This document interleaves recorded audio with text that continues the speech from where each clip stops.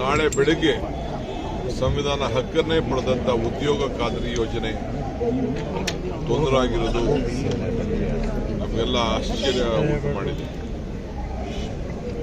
ರಾಷ್ಟ್ರಪಿತ ಮಹಾತ್ಮ ಗಾಂಧೀಜಿಯವರ ಹೆಸರಿನಲ್ಲಿ ಉದ್ಯೋಗ ಖಾತ್ರಿ ಯೋಜನೆಯನ್ನು ಏನು ಹೊಸ ರೂಪುಗೊಂಡು ನಮ್ಮ ಗ್ರಾಮೀಣ ಜನರ ಬದುಕನ್ನ ಉದ್ಯೋಗದ ಹಕ್ಕನ್ನು ನಮಗೆ ದೊರಕಿದ್ದು ಮೊಟಕಾಗಿರುವುದರಿಂದ ನಾವು ಈ ದೇಶದ ಉದ್ದಗಲೂ ಕೂಡ ಈ ಹೋರಾಟವನ್ನು ನಾವು ನಾಳೆ ಬೆಳಗ್ಗೆ ರಾಜಭವನ್ಗೆ ಚಲೋ ಕಾರ್ಯಕ್ರಮವನ್ನು ಇವತ್ತು ಹಮ್ಮಿಕೊಂಡಿದ್ದೇವೆ.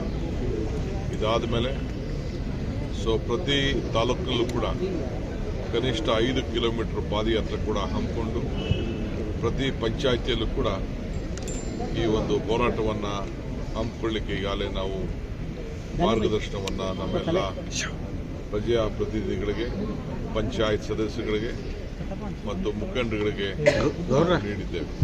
ಸುಮಾರು 6,000 ಕೋಟಿ ರೂಪಾಯಿ ಪ್ರತಿ ವರ್ಷಕ್ಕೂ ಕೂಡ ಈ ನರೇಗಾದಲ್ಲಿ ನಮ್ಮ ಗ್ರಾಮೀಣ ಪ್ರದೇಶದ ಅಭಿವೃದ್ಧಿಗೆ ಬಳಸಲಾಗಿತ್ತು. ಉದ್ಯೋಗ ಸಿಗ್ತಾ ಇತ್ತು. ಇದಕ್ಕೆಲ್ಲ ಕೂಡ ಮಾರಕವಾದಂಥ ಹೊಸ ಯೋಜನೆಯನ್ನು ತಂದಿರೋದ್ರಿಂದ ಈಗ ನಾವು ವಿಧಾನಸೌಧದಲ್ಲೂ ಕೂಡ ನಾವು ಮತ್ತು ನಮ್ಮ ನಿರ್ಣಯವನ್ನು ಮಾಡುವಂಥ ಕಾರ್ಯಕ್ರಮಕ್ಕೆ ಈಗಾಗಲೇ ನಾವು ಸಜ್ಜಾಗಿದ್ದೇವೆ. ಖಂಡನ ನಿರ್ಣಯ ಮಾಡ್ತೀರಾ ಹೇಗೆ ಸರ್ ವಿಧಾನಸೌಧದಲ್ಲಿ? ನಾವು ರೆಸಲ್ಯೂಷನ್ ಮಾಡ್ತೀವಿ, ಇದರ ಬಗ್ಗೆ ಚರ್ಚೆ ಮಾಡ್ತೀವಿ, ರೆಸಲ್ಯೂಷನ್ ಮಾಡ್ತೀವಿ, ಇದನ್ನು ವಾಪಸ್ ತೆಗೆದುಕೊಳ್ಬೇಕು ಅಂತ ಹೇಳ್ತೀವಿ.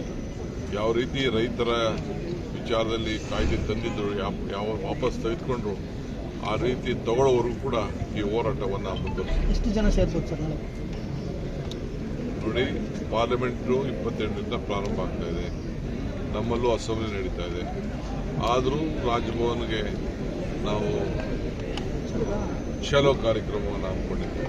ಈ ವಿಡಿಯೋ ನಿಮಗೆ ಇಷ್ಟವಾದಲ್ಲಿ ಲೈಕ್ ಮಾಡಿ, ಶೇರ್ ಮಾಡಿ, ಸಬ್ಸ್ಕ್ರೈಬ್ ಮಾಡಿ.